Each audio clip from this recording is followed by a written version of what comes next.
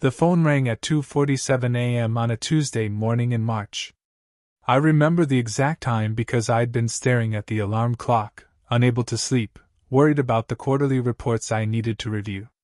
At 62, I should have been better at leaving work at the office, but old habits die hard. Mr. Harrison? The voice was professional but gentle. This is Dr. Mitchell at Riverside General. Your mother, Eleanor Harrison, was brought in by ambulance about an hour ago. My feet hit the cold hardwood floor before she finished the sentence.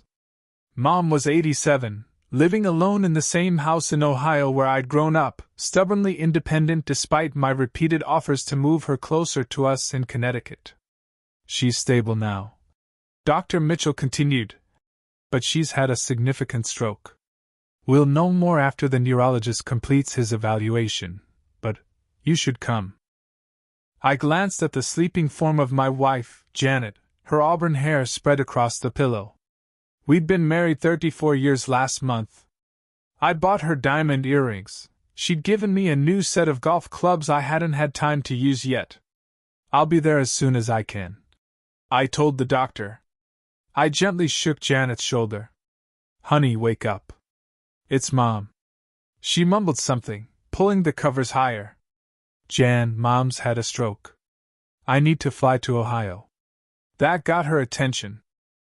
She sat up, blinking in the darkness. Oh, Robert. Is it bad? They don't know yet. I'm going to book the first flight out. She nodded, already reaching for her phone. I'll help you pack. But she didn't get up. She scrolled through her phone while I threw clothes into a suitcase, my mind racing through everything I need to handle. Someone would need to cover my meetings. The Patterson deal was supposed to close Friday. Mom's house would need attention. How long would I be gone? I'll call you when I land, I said, kissing her goodbye. She murmured, already half asleep again. If I'd known that would be our last kiss, I might have lingered. But we never know these things, do we? The flight to Cleveland felt endless.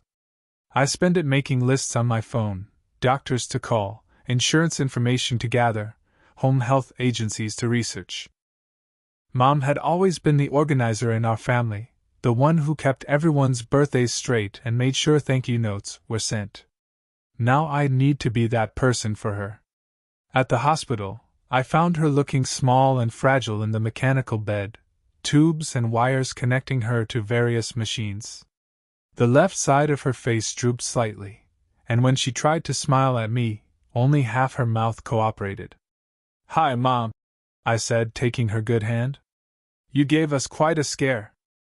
She squeezed back, her grip weaker than I remembered but still there. Still fighting. Dr. Mitchell explained the situation, a moderate ischemic stroke affecting her left side. With intensive therapy, she might regain much of her function, but it would take months. She'd need to go to a rehabilitation facility first, then potentially home with full-time care. I'll handle everything, I told her, and the relief in her eyes nearly broke me. I called Janet that evening from Mom's house, exhausted from a day of paperwork and medical consultations. How is she? Janet asked, though her tone seemed distracted. Stable. But this is going to be a long road, January. I might need to stay a few weeks to get everything sorted. There was a pause. Weeks? Robert, what about the Patterson deal? Jim can handle it. Mom needs me here. Right. Of course. Another pause. Well, do what you need to do. Something in her voice felt off, but I attributed it to the stress. We'd both been working too hard lately, ships passing in the night. When this was over, I promised myself we'd take that trip to Napa we'd been talking about for years. The days blurred together in a routine of hospital visits, therapy sessions, and meetings with social workers. Mom was transferred to Sunrise Rehabilitation Center, a decent facility about 20 minutes from her house. I spent my days alternating between her bedside and her home, sorting through decades of accumulated life. Janet's calls became less frequent. When we did talk, she seemed impatient, eager to end the conversation. "The credit card bill came," she said during one call. "It's higher than usual. I've had a lot of expenses here: January medical equipment, modifications to Mom's house for when she comes home." "Right. How much longer do you think?" "The doctors say at least another month in rehab, then." "Another month? Jesus, Robert. She's my mother, Janet. And I'm your wife. Or have you forgotten that?" The line went dead. When I called back, it went to voicemail. I should have paid more attention. Should have noticed the signs. But I was drowning in Medicare forms and therapy schedules, trying to manage my job remotely while being present for Mom. Her speech was slowly improving, and on good days she could say my name clearly. "Robiarty," she'd manage, then point to the photo on her nightstand, the one of Janet and me at our silver anniversary party. "Janet's fine, Mom. She sends her love." I'd lie, because what else could I say? 3 weeks into my stay, I noticed unusual charges on our joint credit card. Expensive dinners at restaurants Janet and I never went to. A charge at a men's clothing store. When I called to ask about it, she said she'd had to entertain clients. "Since when do you buy men's clothes for clients?" I asked. "It was a gift for your birthday," she said quickly. "Don't ruin the surprise." My birthday was 4 months away, but I let it go. I had bigger concerns. Mom had developed a respiratory infection that set her recovery back. I spent 2 nights sleeping in the uncomfortable chair in her hospital room, holding her hand while she struggled to breathe. It was a Thursday morning, exactly 27 days after I'd left Connecticut. I was sitting in Mom's kitchen, laptop open, trying to participate in a video conference with my team while keeping an eye on the coffee maker that had started making concerning noises. The email notification popped up during Jim's presentation about the Patterson deal. From Janet Harrison. Subject: "We need to talk." My stomach dropped.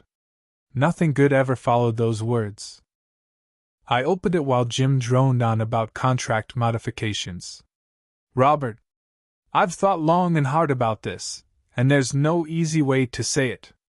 I want a divorce.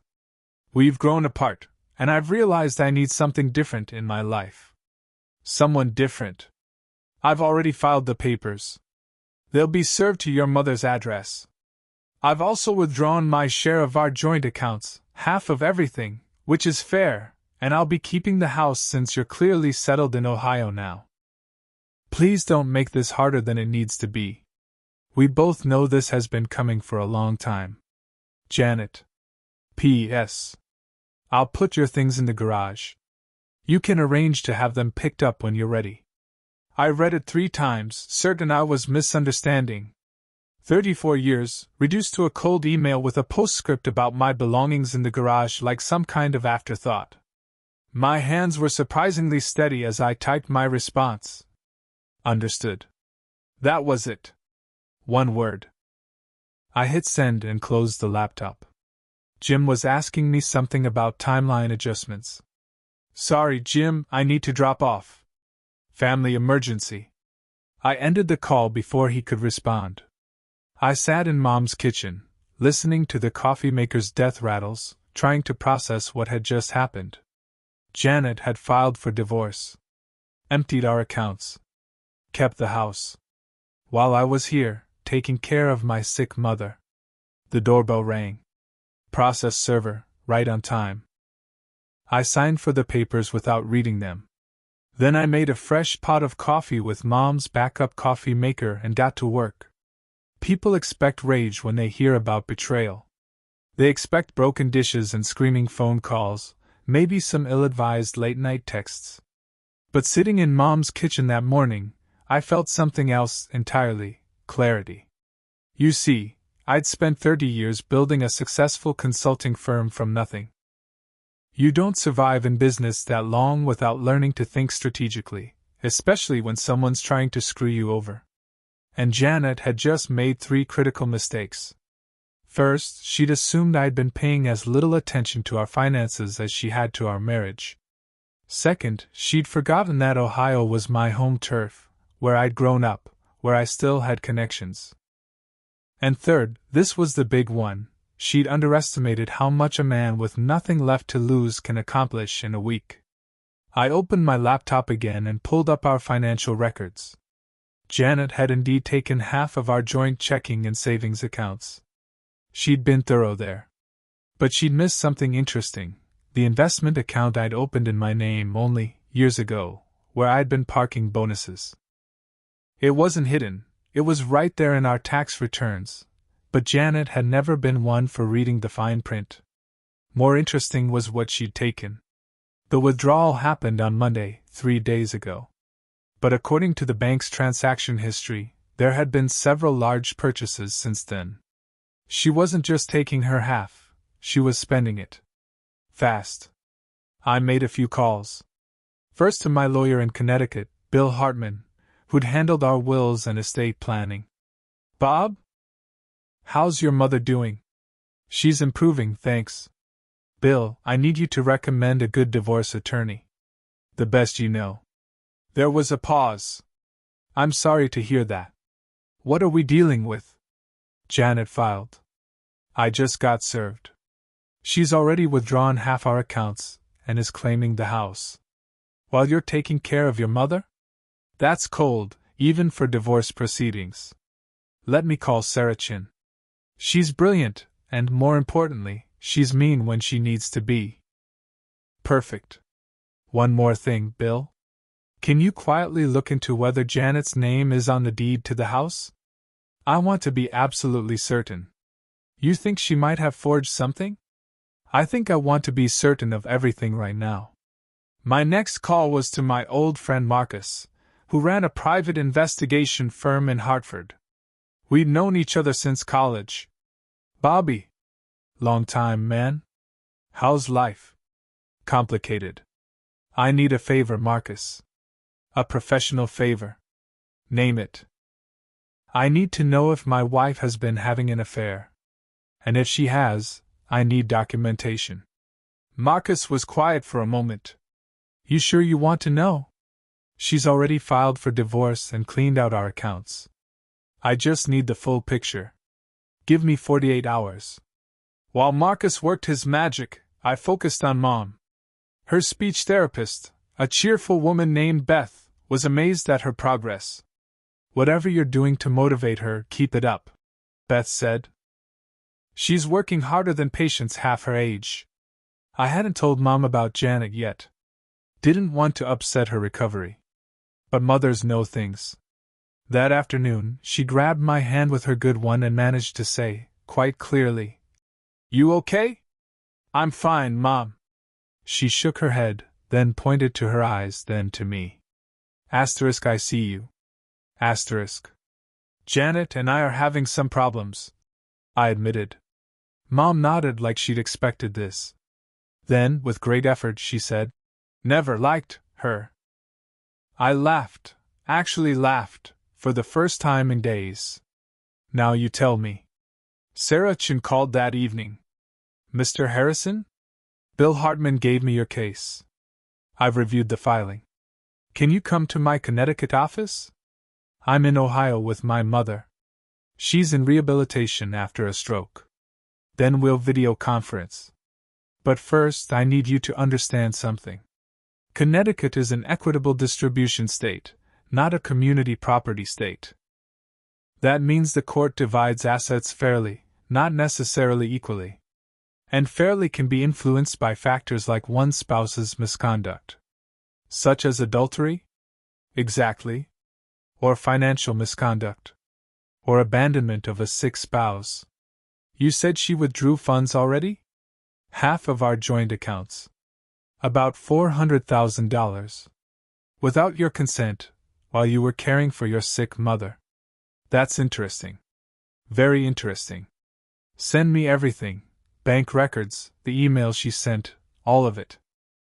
Marcus called the next morning while I was helping Mom with her breakfast. Bobby, you sitting down? That bad? Your wife's been seeing someone for at least 6 months. Derek Walsh, commercial real estate developer. Recently divorced himself, actually. And here's where it gets interesting. He's been practically living in your house for the past 2 weeks. My hand tightened on the phone. Living there? His car's there every night. Neighbors have seen him coming and going. Using your garage door opener, mowing your lawn. Oh, and those restaurant charges you were asking about? All dinners for 2. I've got photos, credit card records from the restaurants, the works. Send everything to my lawyer. Already done. Bobby, there's more. Walsh is underwater on several developments. He's being sued by 3 different contractors for non-payment. The man is broke, which might explain why he's so interested in a woman who just came into $400,000.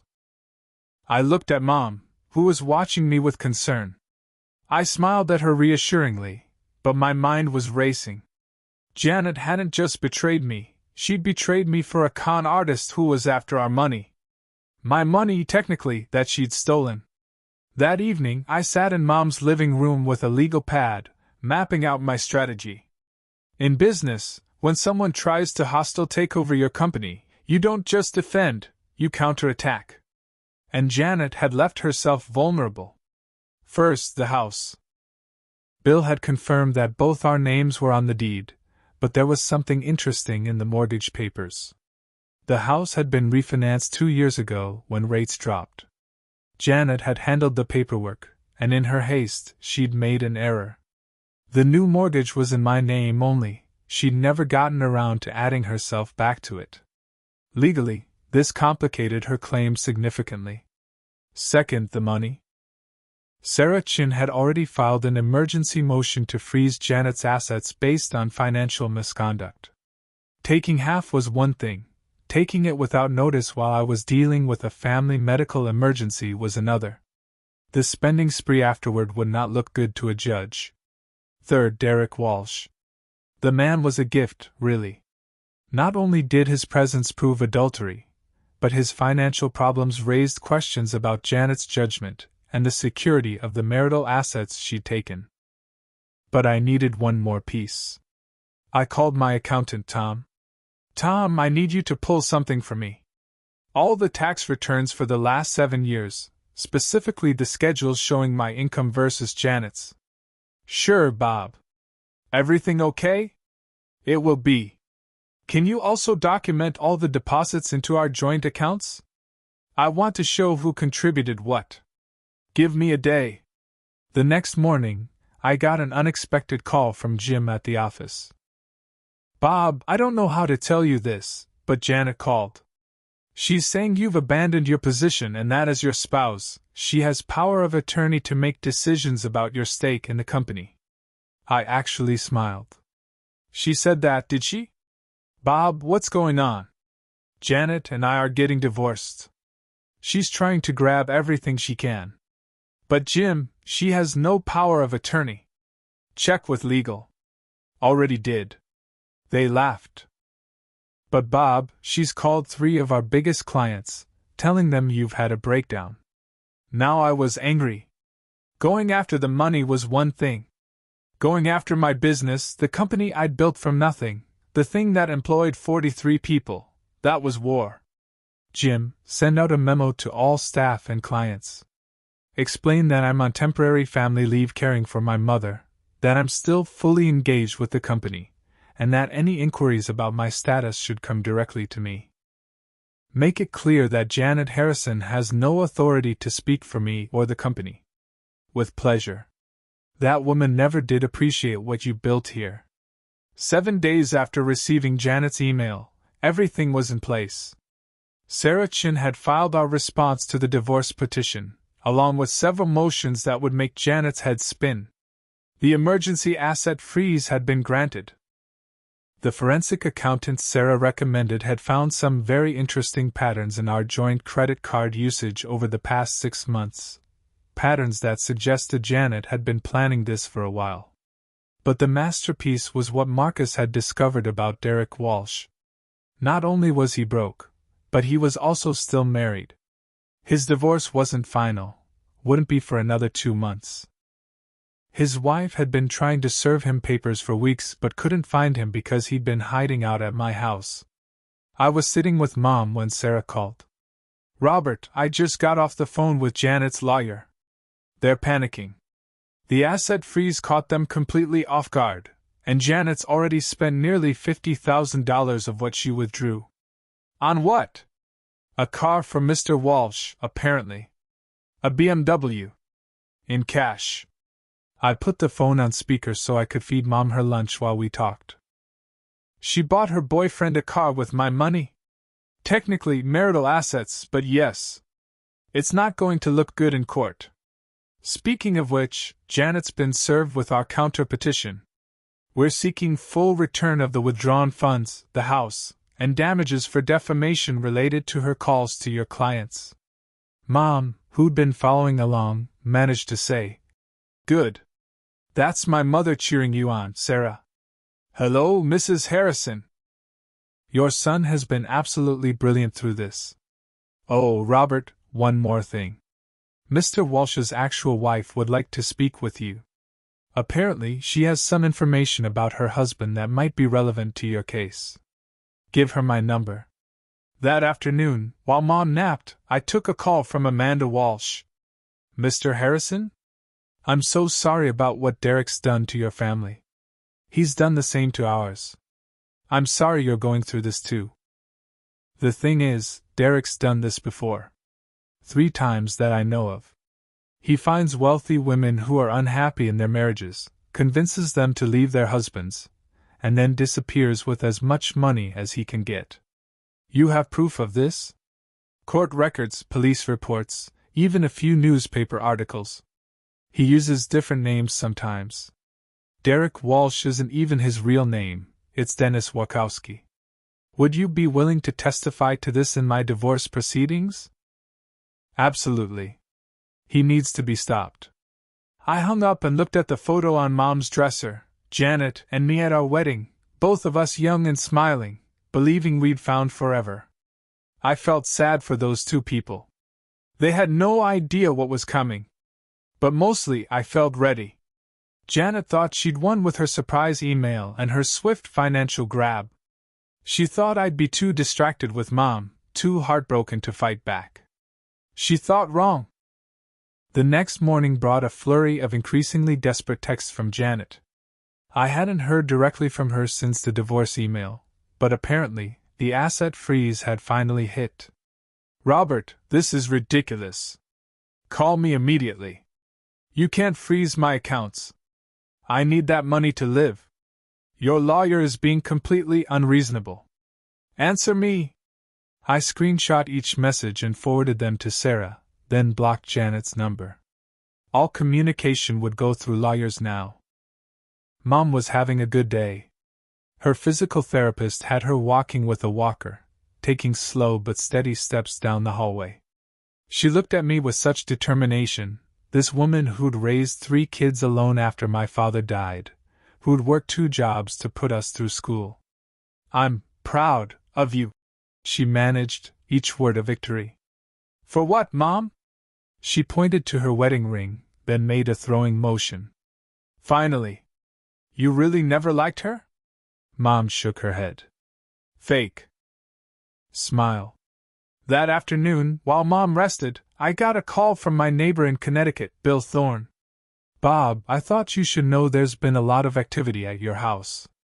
Moving trucks, estate sale people.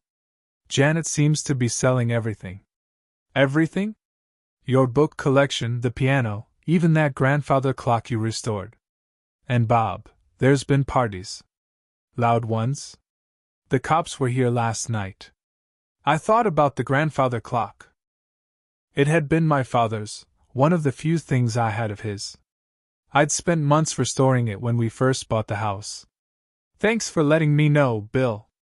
We're all rooting for you, Bob. What Janet's doing, it's not right." I called Sarah immediately. "She's selling our belongings? Without court approval? That's contempt. I'll file an emergency injunction immediately. We'll also add conversion of property to our claims. She's digging her own grave, Robert."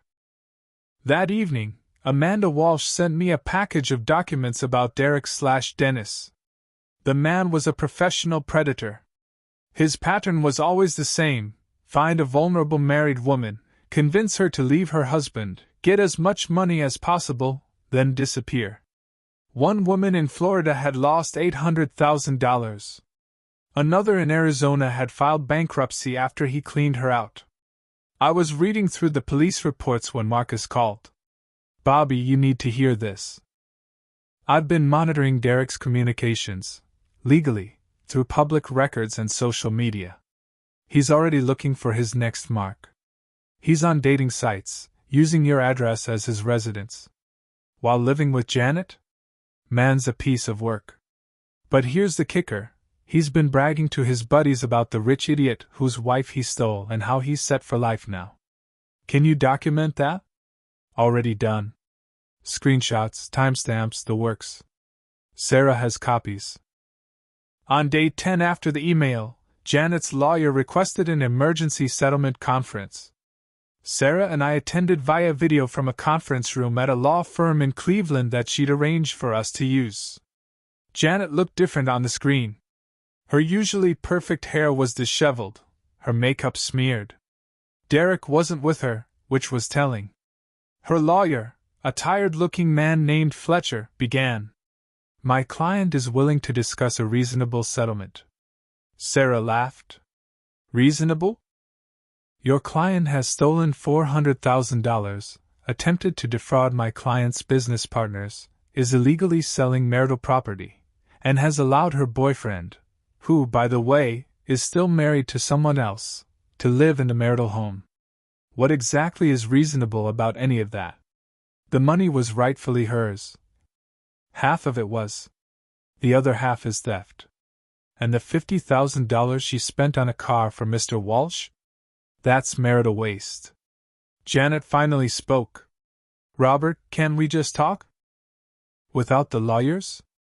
I looked at her, this woman I'd loved for 34 years, and felt nothing. We're past that, Janet. This is your fault.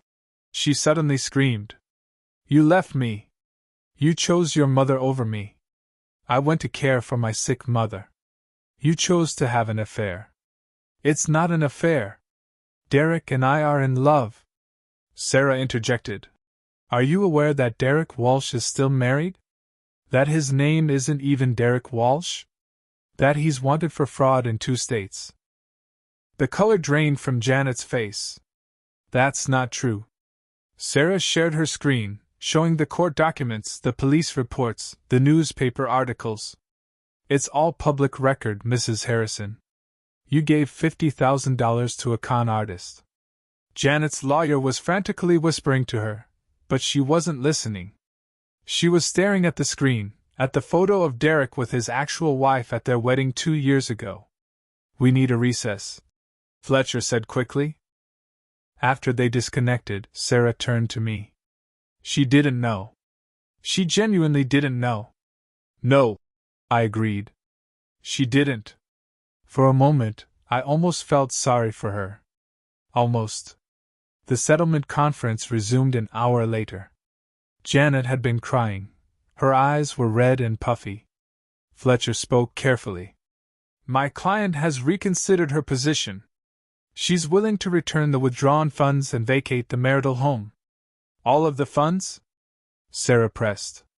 Including what she spent. She doesn't have all of it. Approximately $80,000 has been dispersed. You mean given to Derek Walsh? My client was deceived.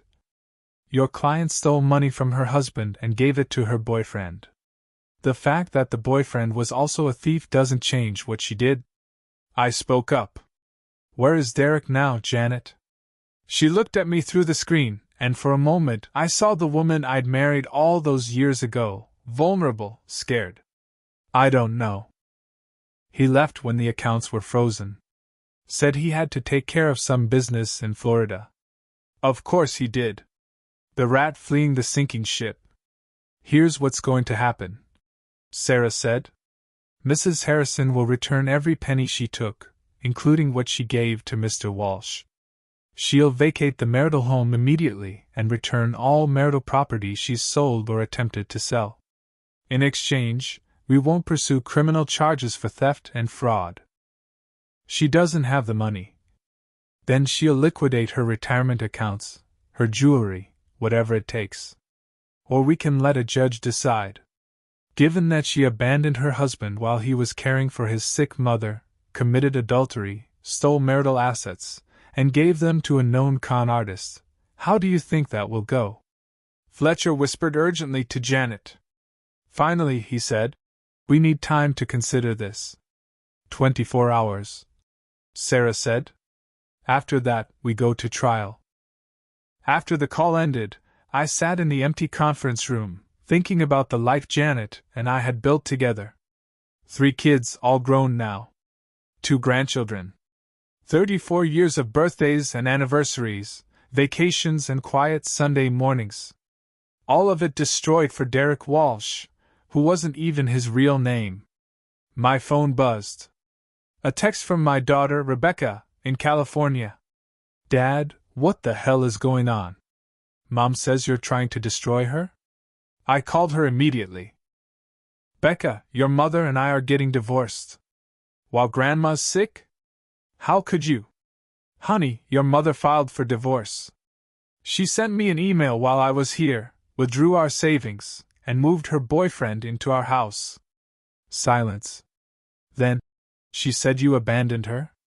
I came to take care of Grandma after her stroke. Your mother couldn't wait a month. Oh, Dad. I'm so sorry. Is Grandma okay? She's getting better. Want to talk to her? I brought the phone to Mom that evening. She couldn't say much, but hearing Becca's voice lit up her face. Sometimes the most important conversations don't need many words. Janet agreed to our terms the next day. She had no choice, really. Derek had disappeared with not just the BMW but also jewelry and cash she'd had in the house. He'd even taken my father's watch collection, which I'd stupidly left in the home safe. Janet had given him the combination. The divorce was finalized with unusual speed. Connecticut normally requires a 90-day waiting period, but given the circumstances, the theft, the fraud, the abandonment, the judge waived it. Janet got nothing except her personal belongings and her car. I got everything else, including damages for the property she'd sold and the business interference. The last time I saw her was at the final hearing. She looked smaller somehow, diminished. Her lawyer had told mine that she moved back in with her sister in New Haven, that she'd had to take a part-time job to pay for her lawyer. Robert, she said, approaching me after the judge's ruling. Janet. I'm sorry. I don't expect you to forgive me, but I need you to know. Derek wasn't supposed to be like this. He was charming and attentive and everything I wasn't. She looked down. You were gone all the time. First with work, then with your mother. So you threw away 34 years for a con man. I didn't know. No, you didn't want to know. You wanted to believe the fantasy. And it cost you everything. I walked away, leaving her standing there in the courthouse hallway. There was nothing left to say. That evening I sat with Mom in her room at the rehab facility. She was getting stronger every day. The doctors said she'd be able to go home soon, with help. You, okay? She asked, her speech clearer now. I will be, Mom. She patted my hand with her good one. Come, home. To Ohio? She nodded. Start over. I looked around the room, at the pictures of family, at the cards from her church friends, at the life she'd built in this small Ohio town. Maybe she was right. Maybe it was time to come home. We'll see, Mom. We'll see. But I already knew. Connecticut held nothing for me now except a business I could run from anywhere and a house full of ghosts. Ohio had Mom, and right now, that was enough. 6 months later, I was standing in Mom's kitchen, my kitchen now, making coffee in the same spot where I'd read Janet's email. The house felt different. I'd updated it, painted the walls, replaced the old appliances. Mom was in the living room with her physical therapist, laughing at something on the television. She'd made a remarkable recovery. Her speech was almost normal, and while she still used a cane, she was mobile and independent. We'd converted the first floor den into her bedroom so she wouldn't have to manage stairs. The arrangement worked perfectly. I was there if she needed me, but we both had our privacy. My consulting firm was thriving with the remote setup. Turned out, I didn't need to be in Connecticut to run things. Jim had stepped up as COO, and we'd actually landed 3 new major clients since I'd relocated. Something about my story had resonated in the business community. The CEO who'd chosen family over everything else and still succeeded. I was reviewing contracts when my phone rang. Marcus. Bobby, thought you'd want to know. They arrested Derek Walsh, or Dennis Wachowski, or whatever his real name is. Miami Airport, trying to flee to Costa Rica. No kidding. The FBI got involved. Turns out he'd done this to 12 women across 6 states. Janet's police report was actually what connected all the dots. He's looking at 20 years minimum. I felt a grim satisfaction. What about the money? My father's watches? Some of it's been recovered. You'll get a call from the FBI about claiming your property. The BMW was found abandoned in Georgia. The cash is probably gone. And Janet? Marcus paused. She testified against him. Helped the FBI track his patterns. Word is she's been cooperating fully. After I hung up, I told Mom the news. She nodded, then said something that surprised me. Poor Janet. Poor Janet? Mom, lonely people make foolish choices. Mom said, her words careful but clear. She was lonely long before you left. She was right, of course. Janet and I had been strangers living in the same house for years. We'd been so busy building our separate lives that we'd forgotten to build one together. Derek had simply exploited what was already broken. That afternoon, I got an unexpected visitor. Rebecca stood on the porch with her 2 kids, my grandchildren I hadn't seen in person for almost a year. Dad! She hugged me tight. We wanted to surprise you and Grandma. The kids ran to their great-grandmother, who lit up like Christmas morning. Watching them together, for generations in one room, I felt something I hadn't experienced in years: contentment. How's Mom? I asked Rebecca quietly while the kids showed Grandma their drawings. She's surviving. Living with Aunt Kelly, working at a dental office. She doesn't talk about what happened. I think she's embarrassed. She should be. Rebecca looked at me sharply. Dad, I know what she did was horrible, but nothing, Becca. She made her choices. Haven't you ever made a mistake? Not one that destroyed 34 years of marriage and nearly bankrupted our family. Rebecca sighed. I'm not asking you to forgive her. I'm just saying. Holding on to anger doesn't hurt her. It only hurts you. That night, after Rebecca and the kids had gone to their hotel, I sat on Mom's porch, thinking about forgiveness. Not for Janet's sake, but for mine. The anger had been useful for a while, fuel to fight back, to protect what was mine. But Rebecca was right, carrying it forever would only poison my new life. A year after the divorce, I got a letter. Handwritten, Janet's careful script on cream-colored stationery. Robert, I don't expect you to read this, and I certainly don't expect a response. But I need to say some things, if only for my own peace of mind. I was a fool. There's no other word for it. I threw away a good life, a good man, for an illusion.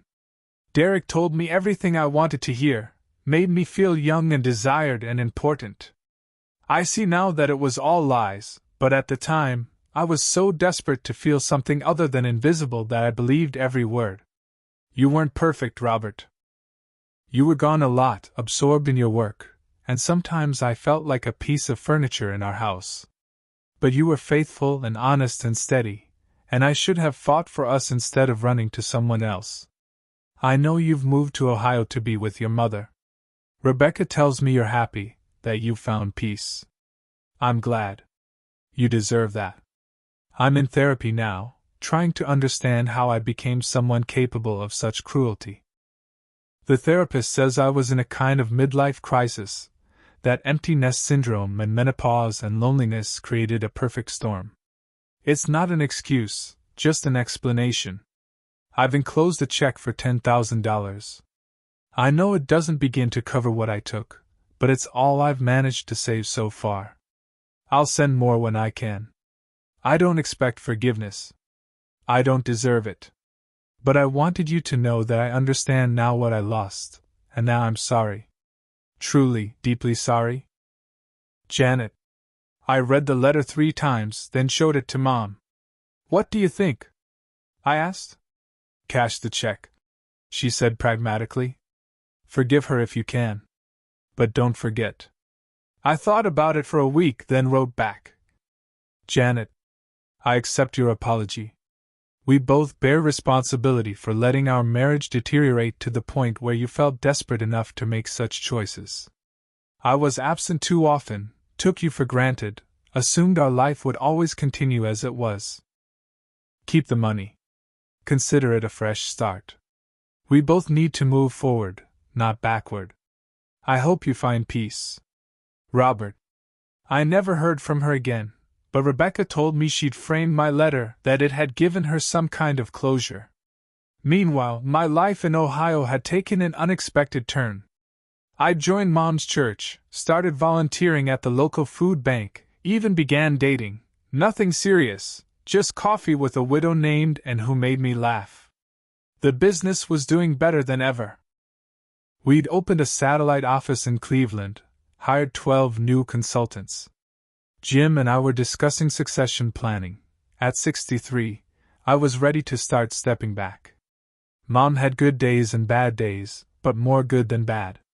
We'd developed a routine: morning coffee together, her physical therapy, my work, lunch at the senior center where she played cards with friends, afternoons in the garden she was teaching me to tend.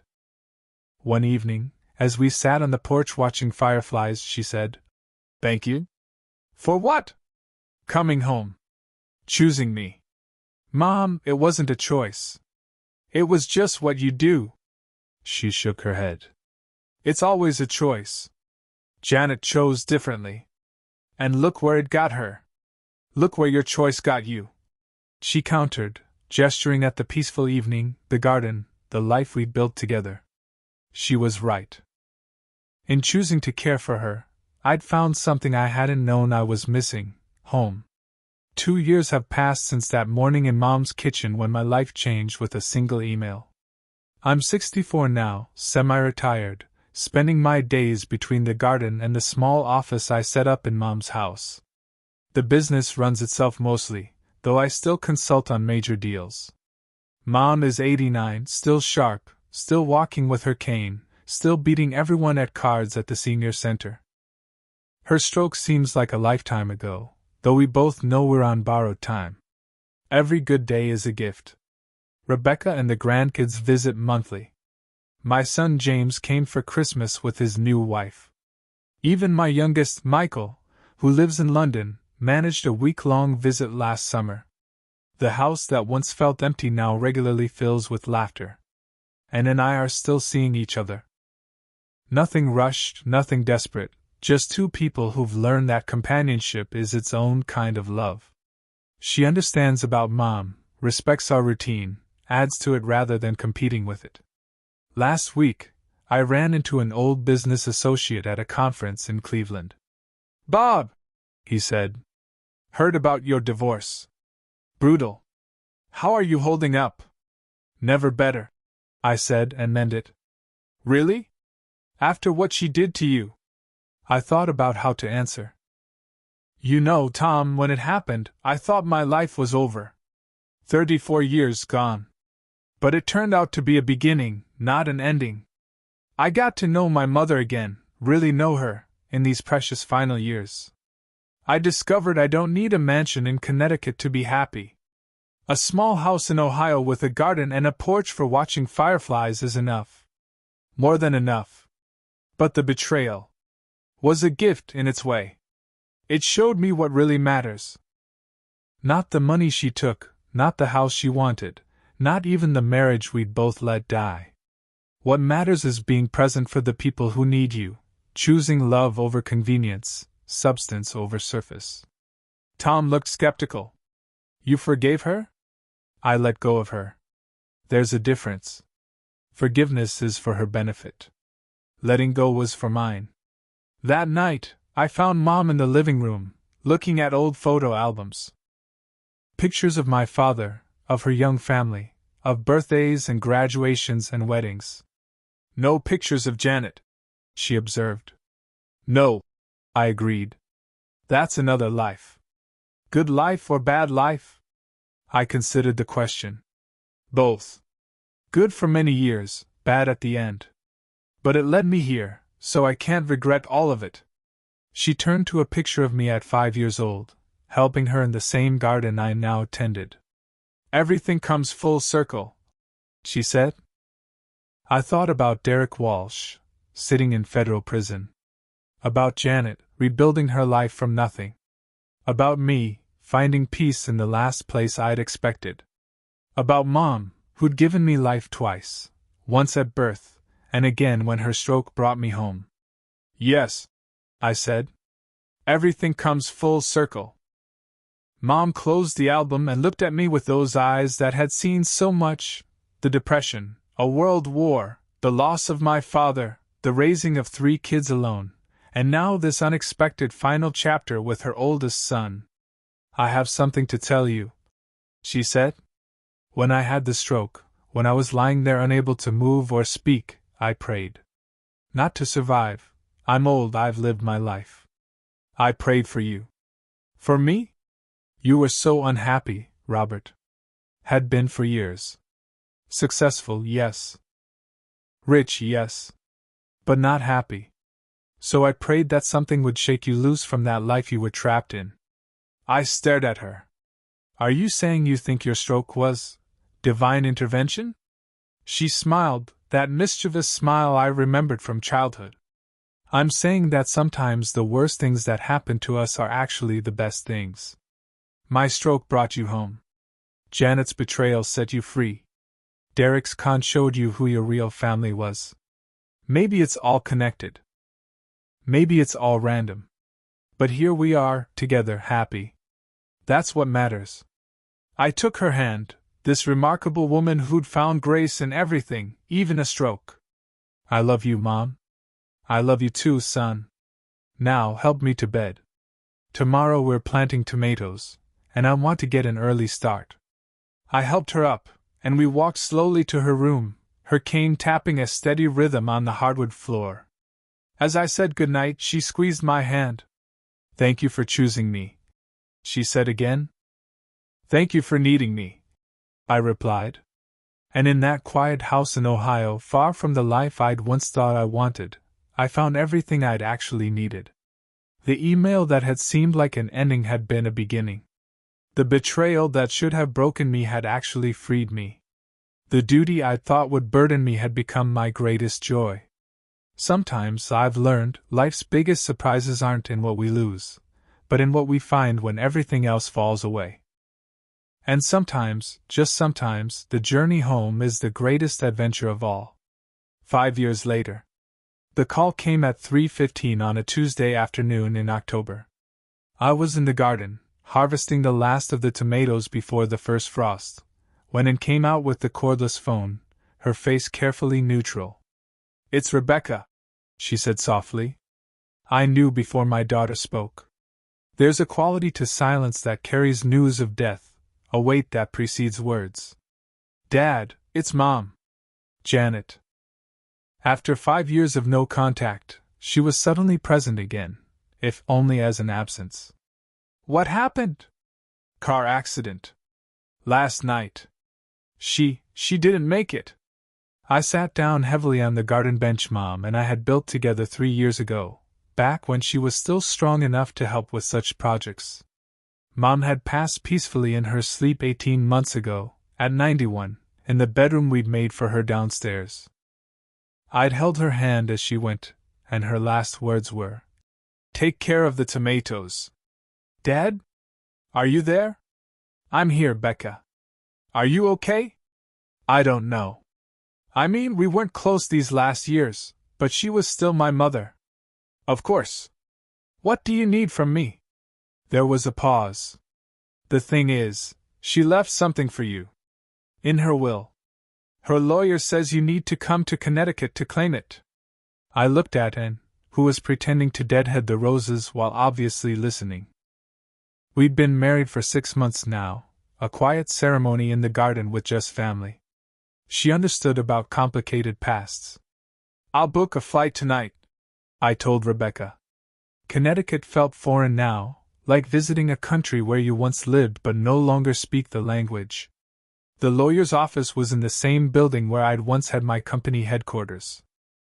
I'd sold the business 2 years ago to Jim and the senior partners, keeping only a small consulting role that let me work when I wanted to. The lawyer, a young woman who looked barely older than my grandchildren, handed me an envelope and a small package. Mrs. Harrison was very specific. The letter first, then the package. I opened the letter with hands that barely trembled. "Robert, if you're reading this, then I'm gone, and perhaps that's for the best. You can finally close this chapter completely. I've thought about writing to you so many times over these 5 years. I've written hundreds of letters I never sent, apologies that seemed inadequate, explanations that sounded like excuses. But I realized that words could never undo what I did, could never rebuild what I destroyed. Instead, I've tried to live differently. After the disaster with Derek, after losing everything, I had to rebuild from scratch. And in that rebuilding, I think I finally understood what you tried to tell me for years. That life isn't about the big house or the fancy cars or the country club membership. It's about the small moments, the daily choices to show up for people, to be present. I volunteered at a women's shelter these last 3 years. I met women who'd been conned like I was, who'd thrown away good lives for illusions. I tried to help them see what I couldn't see until it was too late. Maybe that was my penance, or maybe it was just my way of making sense of my own stupidity. I never remarried. Never even dated. Not out of some misguided loyalty to you. I gave up that right long ago, but because I needed to learn to be alone, to be enough for myself without a man to define me. It was the hardest thing I've ever done, and the most necessary. The package contains something I bought back at an estate auction 3 years ago.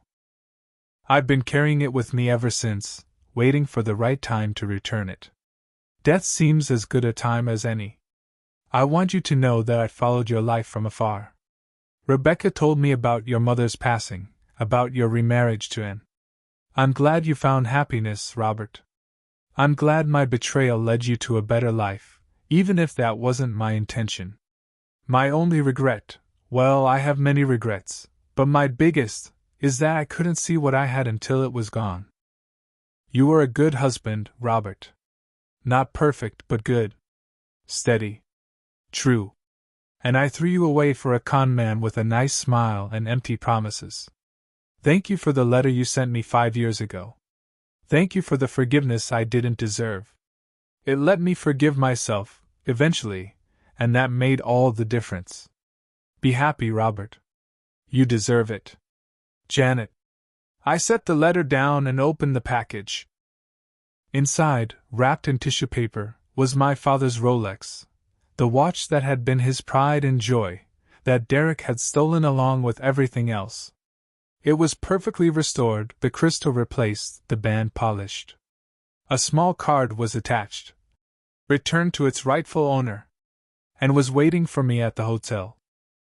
I showed her the letter and the watch, and she held me while I cried, not for Janet, exactly, but for the waste of it all, for the years we'd lost to pride and neglect and the simple failure to pay attention to each other. She learned, and said softly, "Too late for you too," but she learned. We flew home that night. I used the word home, deliberately. Ohio had become home in a way Connecticut never was. Home was the small house with the big garden, The neighbors who knew our names, the church where Mom's friends still asked after me, the diner where Anne and I had coffee every Saturday morning. That evening, I sat in Mom's old chair, my chair now, and wound my father's watch. It kept perfect time, its soft ticking a reminder of continuity, of things that endure. I thought about circles, about endings that become beginnings, about the strange ways life delivers us to where we need to be. The next morning, I hung the watch in a place of honor, next to Mom's photo and the first $1 my company ever earned. Symbols of different chapters, different lives, all leading to this moment. And found me there, staring at these artifacts of my past. Regrets? She asked. No, I said and meant it. Every road led here. Even the broken ones. Especially the broken ones. That afternoon, a package arrived. Rebecca had sent Mom's photo albums, the ones Janet had kept in the divorce. A note was attached. Mom saved these for you. She said they belonged with you, not her. I flipped through them that evening, pictures of our wedding, our children being born, family vacations, Christmas mornings. A whole life documented in Kodak moments. But what struck me wasn't sadness for what was lost, but gratitude for what was lived. Those moments happened. They were real. That they ended badly didn't erase their existence. And looked over my shoulder at a photo of Janet and me at Rebecca's college graduation. You both look happy, she observed. We were, I think. In that moment we were. That's all any of us get, really. Moments. She was right. The mistake Janet and I made was thinking marriage was a destination rather than a daily choice. We'd stopped choosing each other long before she chose Derek. I closed the album and put it on the shelf with the others. The past had its place, but it didn't get to dominate the present. That night, as Anne and I sat on the porch watching the fireflies, the same porch where Mom and I had spent so many evenings, I thought about the strange mathematics of loss and gain. I lost a wife but found myself. Lost a house but found a home. Lost Mom but kept her memory alive in every tomato I planted, every evening I spent on this porch. And Janet? She'd lost everything but found, perhaps, herself too. Too late for us, but not too late for her. The fireflies danced in the gathering dark, and somewhere a train whistle echoed across the Ohio countryside. Anne's hand found mine, warm and sure. Thank you, I said. For what? For being willing to love a man with such a complicated past. She squeezed my hand. Everyone our age has a complicated past, Robert. The trick is not letting it become a complicated present. I thought about that as the stars came out, brilliant in the Ohio sky in a way they never were in Connecticut. Maybe that was the real lesson of these 5 years, not that betrayal could lead to blessing, or that loss could become gain, but simpler, that every ending is also a beginning, and every beginning carries within it the seeds of its own ending. The cycle continues, inevitable as seasons, and the best we can do is tend our gardens, love the people in front of us, and trust that somehow, in ways we can't always see, everything is connected. Mom would have liked that thought. Janet, in her last years, seemed to have understood it. And me? I'm still learning, still growing, still becoming. The story continues, even after the story ends.